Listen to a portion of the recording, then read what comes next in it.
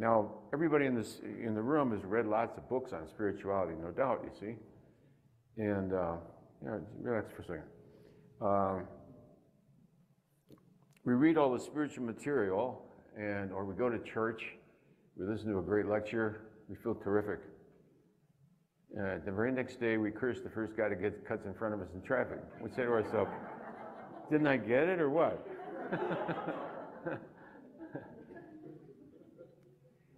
So to hear about it is one thing, for it to sink in is another. Okay? I think everybody in this room, you don't really have a spiritual problem. The only problem you got is allowing it to sink in. What keeps it from sinking in? Many people in this room, I'm sure, have spent years reading spiritual literature, hearing erudite speakers, going to holy places. I've been to all the holy places, folks. Yeah. And yet, a thing will remain the same. You say, how can that be? How can that be? How come it doesn't sink in? How come I don't get it? How come I'm not transformed by the wonderful truths I've heard? I don't know. I thought we would save this for research today. There seems to be a great block, isn't there? We're willing to be loving towards all people. We noticed that in Walmart that happens. Everybody was friendly. If I came down the aisle, yesterday I was coming down the aisle, I had a bunch of blank videotape things, and I'm going down, and this lady looks sweetly at me and says, oh, pardon me, she pulled out of the way. How come everybody's so sweet and loving in Walmart? And on the street, she'd say, like this, and pull it right again. So it must be certain context allows the truth to sink through. I don't know what it is, why it doesn't sink in, okay? Why it doesn't sink in has to do with an unconscious resistance of the ego. It's an unconscious defense mechanism of the ego resist.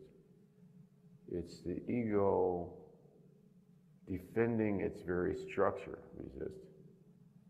The ego is defending its very structure. In other words, to allow even one truth to shoot through is the beginning of the end for the ego. That's correct.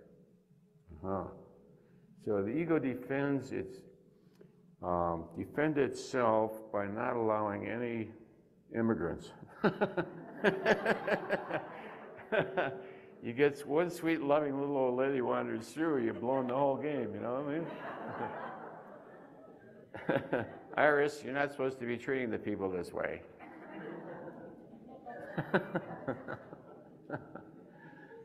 Oh, I see, okay.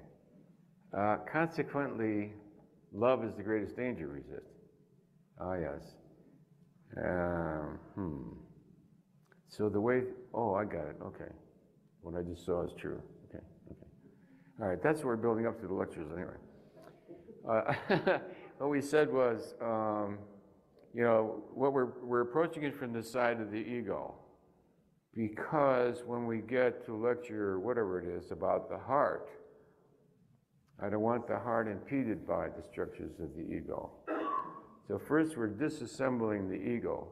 You see, the ego becomes weaker just by recognizing it for what it is. It already loses its divine authority. We're removing the divinity of the ego. The more we describe the machinations of the ego, the quicker it is to see it.